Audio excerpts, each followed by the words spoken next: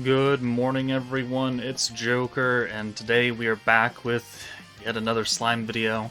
And amidst the onslaught of content and videos that I have to make for the part 1 of the 3.5 anniversary, cannot forget the small things. Predation Quest, only here for a couple of days. We do have to get these videos in a timely fashion. This one is attack skills, which is good because we have quite a few attack skills coming in and out. And this wants us to use a wind team versus the sky dragon. So, the lower difficulty is not going to be that bad. It does nerf oranges, and that's about it. So, just oranges, and 25% is not huge. You could get away with running like a New Year's Blessing or a Freerin team, Himmel, or like New Year's Blessing, Xion, or something, and just a butt ton of wind characters. Obviously, your teams will vary, but this is what I'm going to use. You could, if you don't have Yuki, you could bring like Wind Lumi or something. Just, do what you got to do. Milim is our single target DPS character, though, with the magic buff, and we're going to get extra damage versus water because of Velzard. So this should work fairly well. If you don't have like any of the other wind characters, Milim, if you have the hero, then great, but if not, again, replaceable characters. There are quite a few wind units in the game, a lot of free-to-play ones as well, so don't feel restricted to what I'm using. But it should be fairly easy. Especially if we get just a good turn 1 like that. So I'm just going to pretend that Yuki doesn't actually exist, and he is just here as a papier-mâché.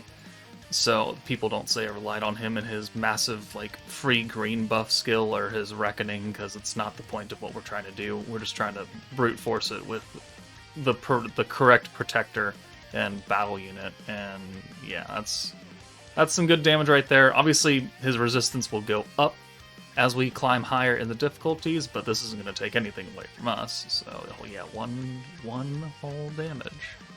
So, that's Predation Battle, so I'm going to talk about other things now, while we clear out the rest of these difficulties. First off, we're kind of stacked for part 1 of the 3.5 anniversary. I know that it's not the true big-time banner that I've been screaming about from the mountaintop, but they did drop a lot of things, and things to come as well, because I'm recording this the day of everything. And we still have Kaijin event, we still have the next difficulty of Calamity Conquest, we still have that EX Awakening quest to get through. We have 350 login tickets, so 35 days of logging in. Well, maybe not, 30, like 29 or something, and you get all the rewards or something. But that, and triple bond XP, these 2 units, Blanc and Violet. Blanc obviously being the better character of the 2. Violet, I have yet to record her showcase. I'm going to do that probably after dinner. It's just the free-to-play flashback characters. That's just the biggest win that I think this game has done in years. Besides maybe the gear update, which, it does affect everybody, but it's much less impactful because, just because you're free-to-play doesn't mean you can't use the gear update or something. Or just because you didn't play 6 months ago doesn't mean you can't use the gear update. The free-to-play units, a batch of, 11 characters or something like that? Something from Warrior's Mind all the way through Primal Demon. Like, there are some good units in there. Vengeance Yom, Traya, Ramris, Gabta. They can fill niche teams. They can fill your boxes when you need halfway decent characters to get you through in a team build. And now that they are actually available is just a huge W for everybody. I don't need them because I play every month and I max them out, but for players who maybe take a break here and there, didn't play for the beginning of the EX metas or something and missed the reruns, and they haven't had access to Traya or Vengeance Yom, even though Vengeance is kind of way-sided by Reckoning. But the fact of the matter is that we're, I think, in a pretty good space right now for what the game is wanting to do and how it wants to move forward. So it gives me hope, because when we went into the 3rd anniversary and we got the second half of Antagonist and it was the Isis and Kyokyo, okay, yeah, cool, they were fine. And then we got that weird half banner with Diablo, or not Diablo, but Guy and Milim, and that was just a cash grab. Yeah, they're fine units. I don't really use them personally that much, but they're fine.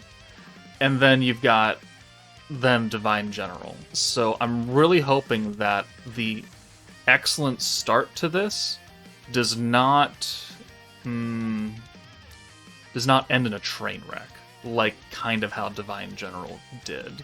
I know some people, they don't mind running the team. Some people don't even have it, so they don't really know the struggle of it.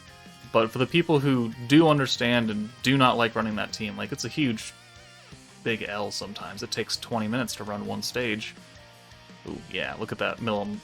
Weakness strike and alt damage, plus the protector buff, plus Drago, plus the element buff. As long as he doesn't take 100k, as long as he doesn't take away a full bar, we're good.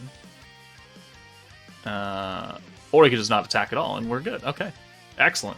Congratulations. Exalted Champion Milim, maybe a unit people have, if they've been playing that long. A year? She's a year old, almost at this point.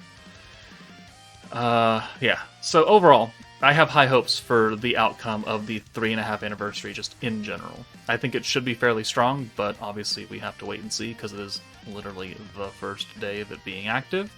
But let me know your thoughts in the comments below. That's it from me. Take it easy, and I will see you all later.